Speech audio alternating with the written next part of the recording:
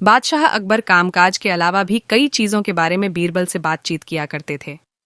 ऐसे ही बैठे बैठे एक दिन बादशाह ने बीरबल से पूछा कि इस दुनिया में सबसे बड़ा हथियार तुम्हारे हिसाब से कौन सा होता है। इस बात के जवाब में बीरबल ने कहा कि संसार में आत्मविश्वास से बड़ा हथियार कुछ और नहीं हो सकता है। यह बात अकबर के समझ में नहीं आई, लेकिन फिर भी उन्होंने कुछ नहीं कहा। उनके मन में हुआ कि समय आने पर इस बात की परख की जाएगी। कुछ दिनों बाद राज्य में एक हाथी बेकाबू हो गया।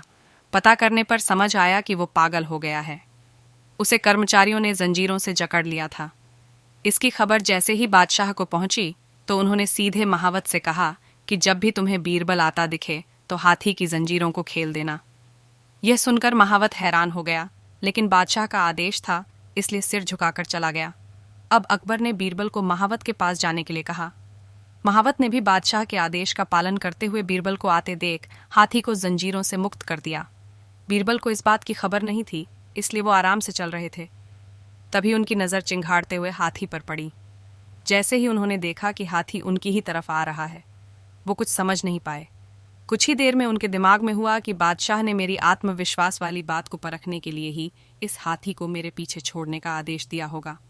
अब बीरबल इधर उधर भागने की सोच रहे थे, लेकिन ऐसा कुछ हो नहीं पाया।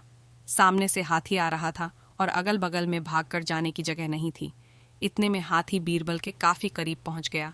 तभी बीरबल ने सामने एक कुत्ते को देखा और उसे टांगों से पकड़कर हाथी की तरफ फेंक दिया। कुत्ते चीखते हुए हाथी से टकराया। उसकी ऐसी चीखें सुनकर हाथी वापस उल्टी दिशा में भागने लगा। कुछ ही देर में इस बारे में बादशाह अकबर को पता चला। तब जाकर उन्होंने माना कि आत्मविश्वास ही मनुष्य का सबसे बड़ा हथियार है। कहानी से सीख: हर किसी की बात पर यूं ही भरोसा नहीं कर लेना चाहिए।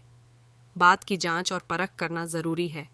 दूसरी सीख यह है कि इंसान समय से पहले उम्मीद न छोड़े तो परेशानी से बाहर निकला जा सकता है।